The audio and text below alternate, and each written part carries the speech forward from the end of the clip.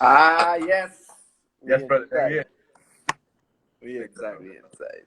Yeah, we inside, man. Good. I was just telling them how talented you are as a multi-talent, an actor, a writer, singer.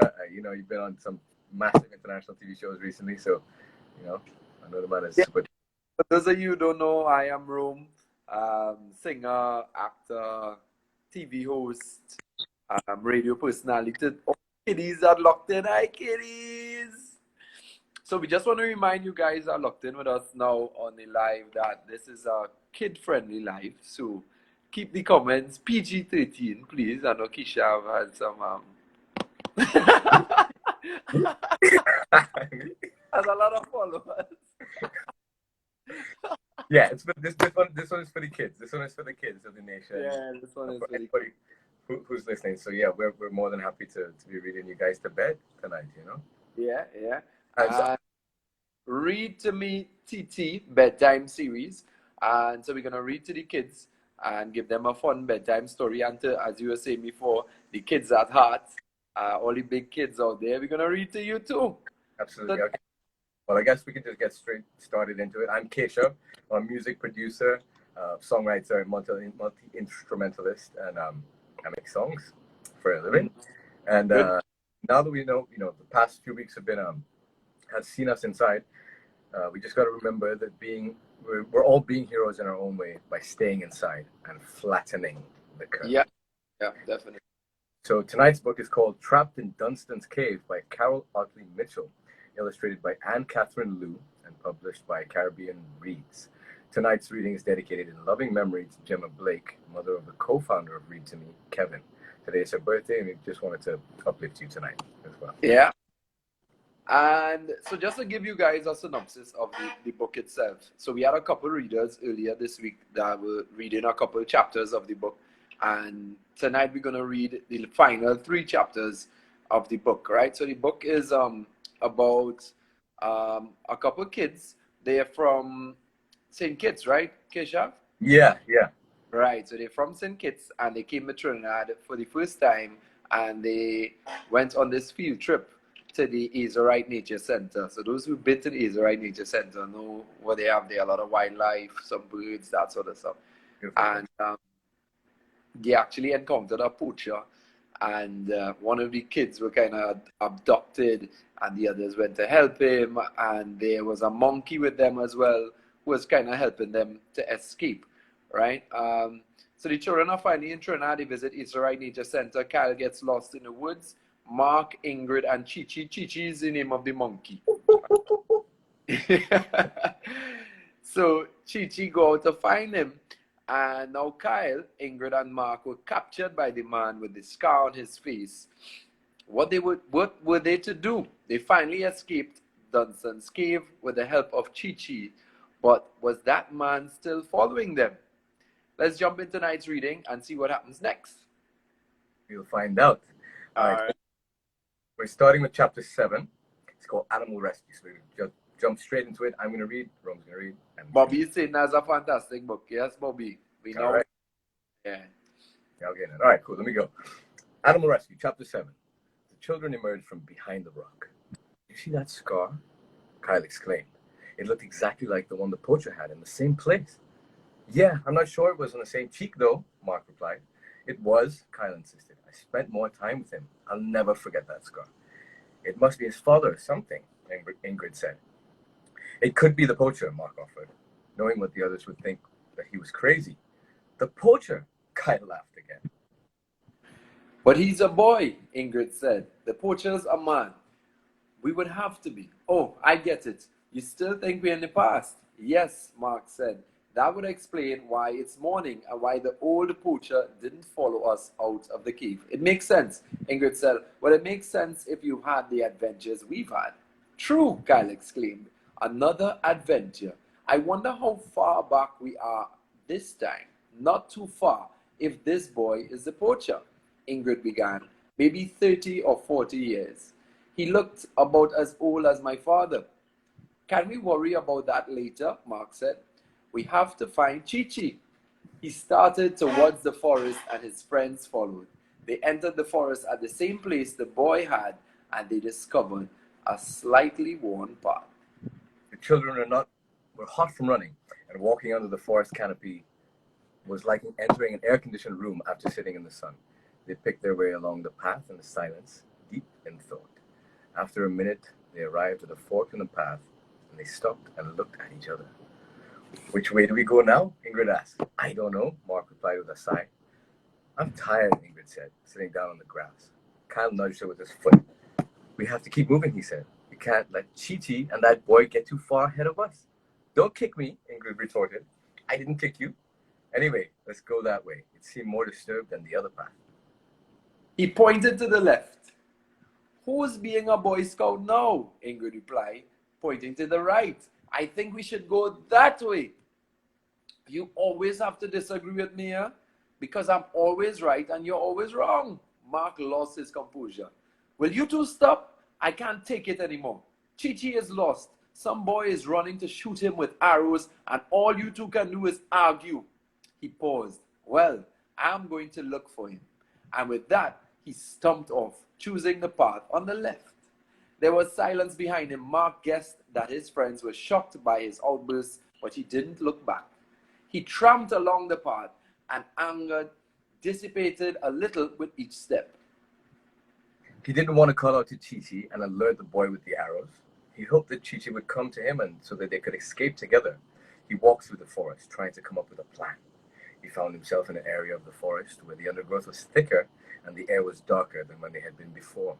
It was quiet, and it reminded him of a scene of a scary movie right before a wild animal jumped out and attacked the hero.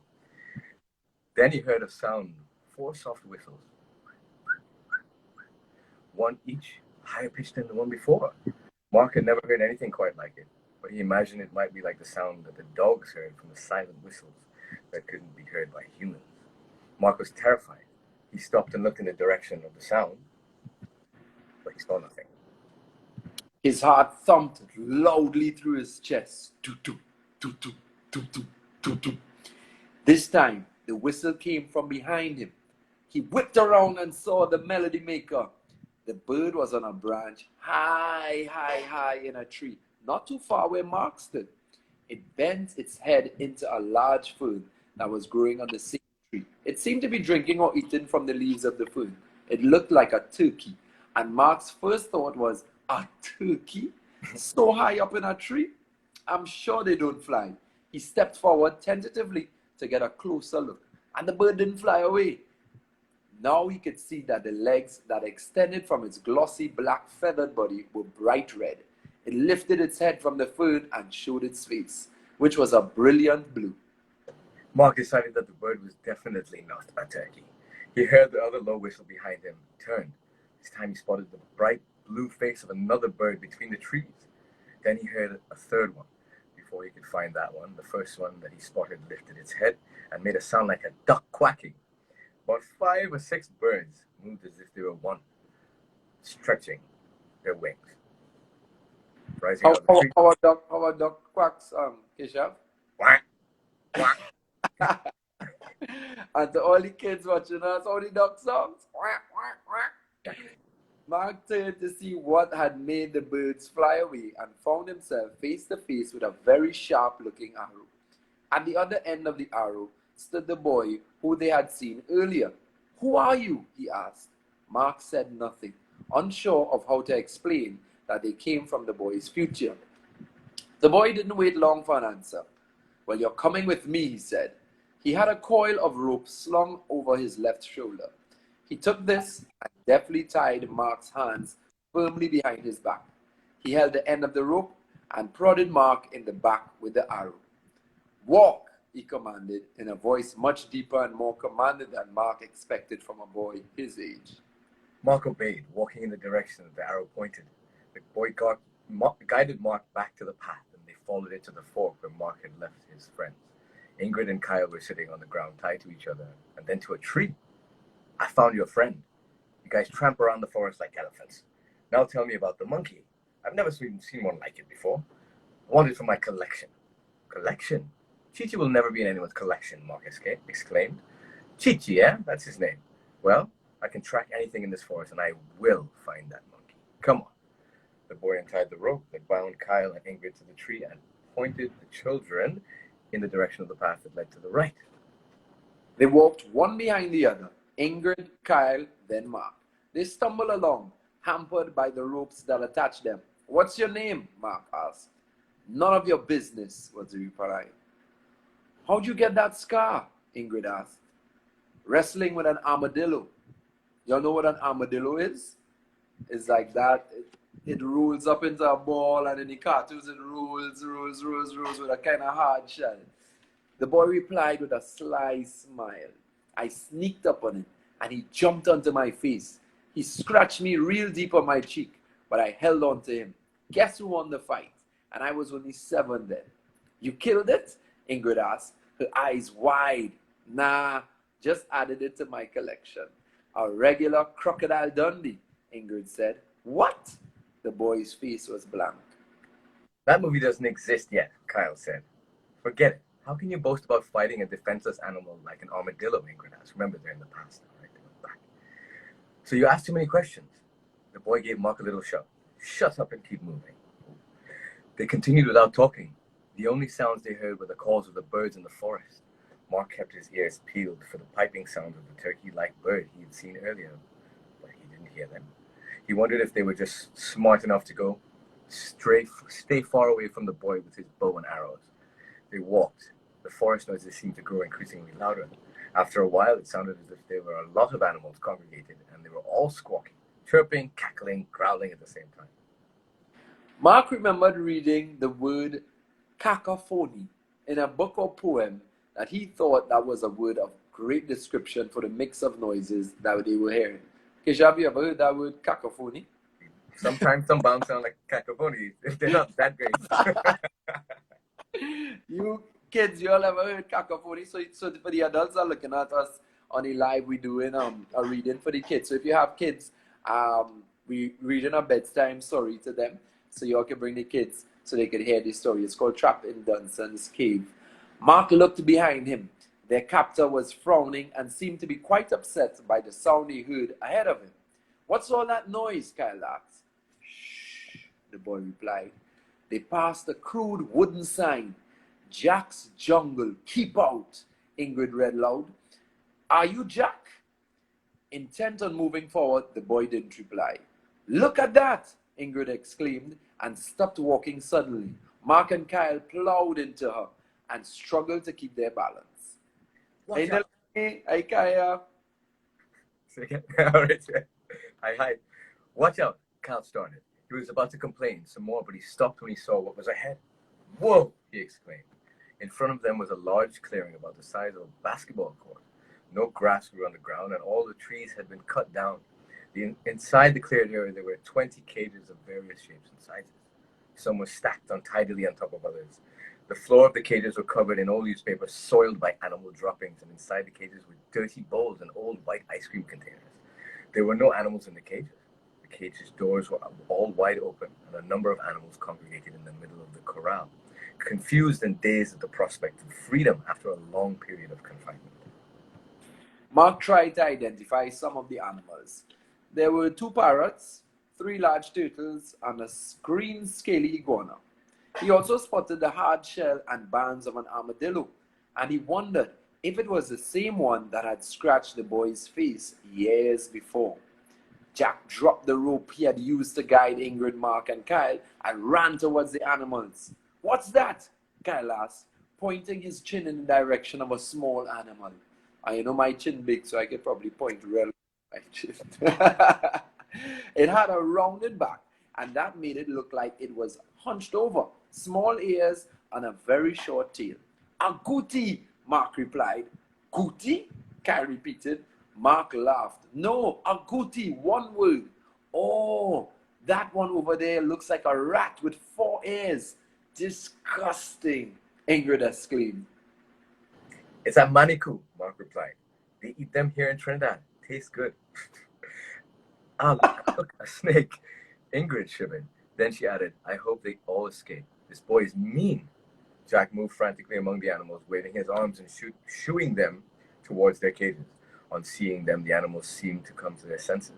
They ran, walked, waddled, slithered and flew towards the forest and disappeared.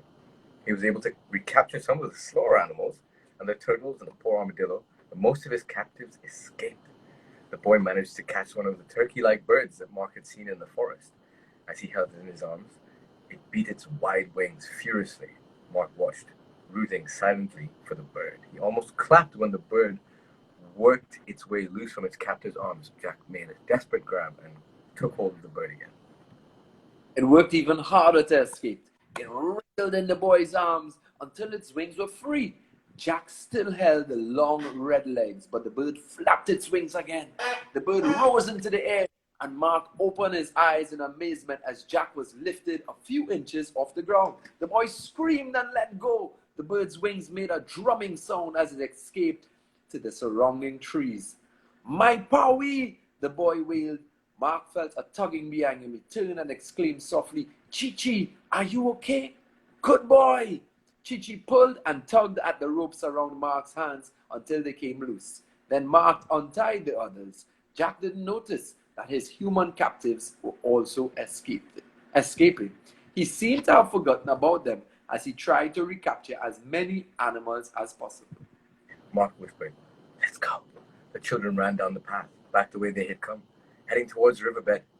They hadn't run very far when they heard a shout. "It's you, you meddling monkeys! You let them out!" There was a trampling sound through the forest as the boy ran full pelt in pursuit of Mark and his friends. The children began to run. Chee Chee went ahead of them. He led them away from the path and deep into the forest. Mark was really happy to have Chee Chee leading them again, and he followed them, confident that the monkey would lead them to safety.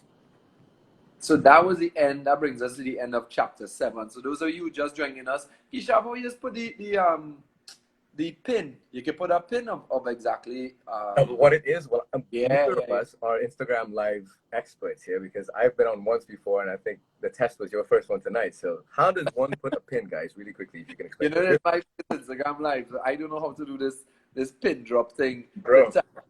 So they would know exactly what we're doing while we're reading. How we drop in a pin. If you know how to do that, you can just let us know. Yeah. But again, yes, we're reading Trapped in Dunstan's Cave about some children that take a field trip to Asa Wright Center and go into this magical cave and then, have this incredible experience with all these animals. Should we carry on? Yeah, so let me start. So we reached chapter 8. Yeah. And so we read into the kids. So again, those of you who have kids, you could always get them to come and log on because we're reading them a story tonight. All right, so the same, we have to just type it and post it. And okay. Tap it in the pin option will come on.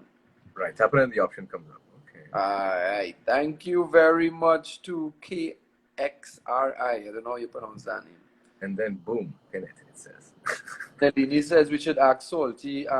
Nalini, this is not a salty kind of. Not that kind of, no, sorry. We make soca music and stuff, and this is not that kind of thing. Right now, we are reading to the children. Way to give them a nice, beautiful experience at the end of the night. Did you figure out how to do the pin, or should I do it? Rockers just joined us. Yeah, so we're reading a story to the kids tonight. And so far, the monkey's name is Chee Chee, and he was helping to release some of the animals that were captured. So they were captured by Jack, right? Mm-hmm. So, chapter 8, Chee Chee's plan. The children followed Chee Chee into the forest's undergrowth, running faster than they ever had in their lives. They could hear the boy behind them. "You can't get away from me," he called out to them. "I must have that monkey." Ingrid started to lag behind, her leg hurting her from fall of the riverbed. Mark grabbed her hand, urging her along as they sped through the undergrowth, trying to keep up with Chee Chee. "He's catching up," Kyle panted. "We're not going to make it. Where's Chee Chee going?" "Not sure," Mark replied, "but keep following." Mark hoped he sounded more confident than he felt. They seemed to be going away from the Dunstan's cave rather than towards it, and he was beginning to feel a little unsure about Chee Chee's plan. "He's zigzagging, trying to lose Jack," Ingrid said. Mark realized that she was right. Every now and then the monkey would make a sharp tack to the right or to the left, and he didn't seem to be working. Jack saw them, and each time he kept up his pursuit. Mark was so caught up in his worry that he almost missed Chee Chee's last zig. The monkey made a swift left turn. The children followed and found themselves in front of a cave. Its mouth was just large enough for them to enter one by one. When they were all inside, Chee Chee went back to the opening of the cave and peeped out. The mouth of the cave was very well disguised by shrubs and vines, and Jack went running straight past it. A few seconds later, the children heard a scream. Chee Chee scampered out of the cave and they followed him. Just beyond the cave, the path narrowed. There was a steep cliff on one side. The children moved slowly, picking up their way along the edge. Jack, who had been running, had slipped off the path. The children could see him holding on to some branches on the side of the cliff. Ah! Jack screamed again as the branch he was holding broke and he slipped down a little further. There was a valley of trees about 100 feet below him. He would be badly hurt, perhaps even killed, if he fell to the bottom. Ingrid looked over the edge of the gully and gasped. What are we going to do? She wailed. We have to help him. Look, what's Chee Chee doing? Kyle pointed at the monkey. Chee Chee was in one of the trees on the edge of the gully. It was a flamboyant tree, just like the ones in Independence Square in St. Kitts. The tree was planted near the edge of the gully, and its roots were visible down the sides of the gully like ropes holding soil intact. The branches hung over the well. Chee Chee ran to the edge of this longest branch. He was pulling a long, thick vine behind him. The children watched as he wrapped the vine along a strong tree branch. He swung it into the valley below so that it hung very close to Jack's hands. Jack was looking down at the drop below him and didn't see what was happening above him. Jack! Mark shouted, grab the vine! Jack looked up and saw the children at the top of the cliff and the vine hanging down in front of him. I can't, he cried, I can't let go. You have to, Kyle shouted back, jumping up and down at the top of the cliff. Chee Chee was trying to save you. What if he drops me? The children could hear the terror in Jack's voice. I tried to capture him. Suppose he drops me. Chee Chee would never hurt anyone, Mark said. You have no choice. Grab the vine. Thanks, but no thanks, Jack called out, and he started to climb up the side of the cliff. I can't watch, Ingrid covered her eyes. Jack held onto a root and groaned as he pulled himself up. He reached and held onto another plant. The plant didn't hold. Mark watched in horror as the entire plant, leaves and root came out in Jack's hand. Jack screamed and grabbed the vine, and Chee Chee had lowered for him. The vine straightened, stretched to his full length of the boy's weight. He swung in the air, twisting in small arcs, back and forth, slower and slower until he stopped. He clung desperately to the vine with both hands. Climb up, Kyle said, still dancing around at the top of the cliff, unable to contain his excitement. Climb up, climb up! Jack began to pull himself up the vine, one hand over the other. Chee Chee had tied it securely to the branch of the tree. They all watched as Jack crawled slowly to the top. He's gonna be okay, Kyle nudged Ingrid. Open your eyes, look! Ingrid lowered her hands from her eyes just in time to see Jack hoist himself up into the branches of the flamboyant tree. How will he get out of the tree? He asked. But she needed not to have worried. Once Jack was safe, he crawled his way from across the branch and shimmied down the tree trunk. Mark and Kyle ran to the bottom of the tree. Chee Chee climbed down and sat there at their feet. You all right? Mark asked. Yeah, thanks, Jack replied. He looked over at Chee Chee. That's some monkey, he said, shaking his head. That was unbelievable. Yep, Mark replied. He's pretty amazing. He saved my life. Even though I was trying to capture him, he saved my life. Jack looked over the cliff where he had fallen and stepped back. He shook his head and repeated, he saved my life. Jack started to walk away. He was limping. Mark could see that he was badly bruised from his tumble down the cliff. Suddenly the boy didn't look quite so scary. Mark felt a little sorry for him. Let us help you, Mark said, walking over to him. He took the boy's arm and put it around his shoulder. Lean on me. Kyle did the same on the other side. Jack was so exhausted from his experience, he didn't protest. In this manner, they went back to the Guacharo River. Chee Chee, the three boys, and Ingrid walking behind. That was the end of chapter 8. It's going good. It's going Yeah. good. It's going good. I'm getting excited. So we hope all the kids enjoying this story so far. Again, we're doing this with the kids. It's all a project brought to you by Read2Me TT, where we know that the kids are home and a lot of them want to hear stories. They're kind of fed up with just seeing the TV all of the time. So We're doing this project to read to them. And very happy But, to. yeah. So we're going to start chapter 9 now. We are. Chapter 9 is the last one. Is that you or me? Yeah. I can't remember. Final chapter. You go ahead, Keshav. I know where to start. Back to reality. They took Jack back to the place where his cages had been. He'd been very quiet on the walk back and seemed even more dejected now. He sat down in front of one of the trees that corralled his clearing. Will you be okay? Mark asked. Should we take you to your mother? I'll be okay, he said. Just need to sit here for a while. You guys head on home. Mark, Ingrid, and Kyle looked at him expectantly, waiting for him to finish his sentence. But he didn't. Instead, he snarled at them. I said, go on home before I change my mind and lock up your monkey. He wasn't very convincing, but Mark was very disappointed that Jack would speak to them in that manner. After all they had been through. Kyle looked at Mark's crestfallen face. He put his arm around his friend and said, come on, Mark, we're not welcome here. Let's go back. Chee Chee had already started down the path. He stopped and looked back at them, as if to say, are you coming or not? The children retraced their steps to the dry riverbed and stopped outside of the entrance of the cave. None of them made a move to enter. What do you think we're going to find in there? Kyle said. I have no idea, Mark replied. We have to go back.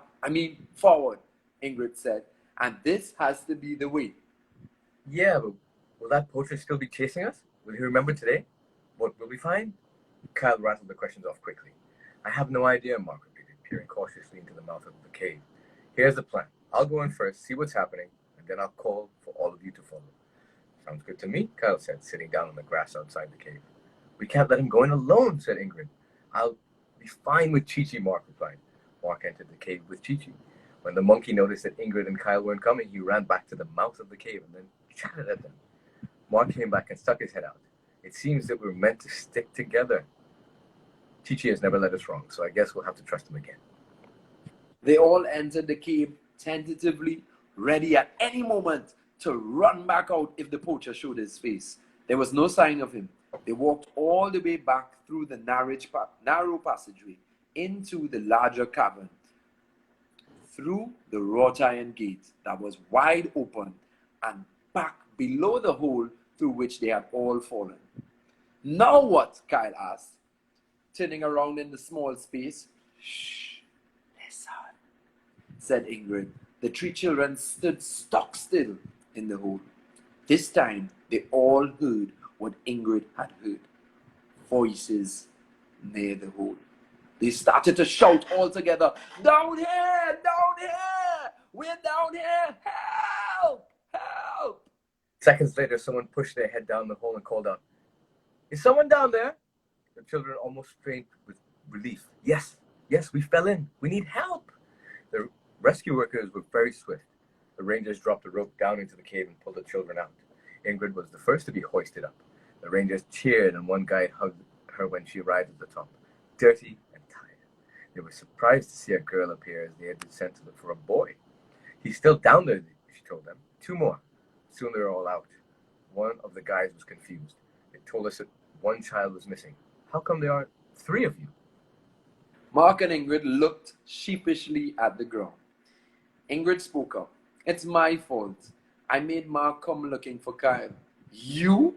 Said Kyle, turning to look at Ingrid, his dark brown eyes open wide. I thought you hated me. Why did you come looking for me? I was worried. If you got hurt or lost, who would I have to argue with? She dropped her voice and added, besides, I don't hate you, not at all. Mark looked at Kyle and nudged him. Kyle put his hands back on his back and looked at his feet. Thanks, he said softly. And I don't hate you either. Well, not really. The guides questioned the children about where they had been. They weren't sure how to answer. They couldn't very well say that they had been captured by a poacher and then traveled into the past and rescued the poacher when he was a child. Chee Chee found his own way out of the underground caves. One of the rangers spotted the monkey and stepped forward. Hey, he said, I remember meeting a monkey like you when I was a young boy. He dropped his voice. You kind of changed my life. Maybe I'll tell you the story on the way back to the main house. Chee Chee scampered over to him and the man stooped down to tickle the monkey's chin. To the children's amazement, the man had a lightning-shaped scar on his right cheek. So that's what it's all about, Mark. Not muttered loud enough for Ingrid and Kyle to hear. Yes, Kyle replied. Like you said, Chee Chee is one amazing monkey. I think that was it, right? Yeah. So that brings the story to a close. So we hope that all the kids enjoyed our reading tonight. That the name of that story was Trapped in Dunstan's Cave by Carol Otley Mitchell, illustrated by Anne Catherine Liu, and published by Caribbean Reads. Is actually a local book. Yeah. So great Caribbean story. Some people saying they missed some parts, but don't worry, we're gonna post it on the Read2Me TT page, so you all can see it and you can let the kids follow with it as well. Yeah, they'll have all the chapters of this book and all the other books that all the lovely narrators are reading for the children, all up on their Instagram page. Read2Me_TT. So, but before we go, it's very important that you listen to us. Are you listening? It's really important that you wash your hands. Keep your hands out of your mouth and remind mommy, daddy, and granny, everybody, to wear their masks if they're going out. You can even make a game out of it. Sing happy birthday twice while you're washing your hands with water and soap. Make sure to wash it for 20 seconds. Sing happy birthday twice and you're good. Yeah? We can do it. Why? Because we're in this together. Together, we all gonna do this, and soon you all are gonna be back out to school, kids. So don't worry. So just listen to mommy and daddy, and make sure they wear their mask as well. And see you tomorrow for a brand new story. Make sure you come to our page and check it out, and you would hear 2 new readers. So thank you very much for logging on with us. It's Rome. Keshav. Peace out. Bye. Bye. Night.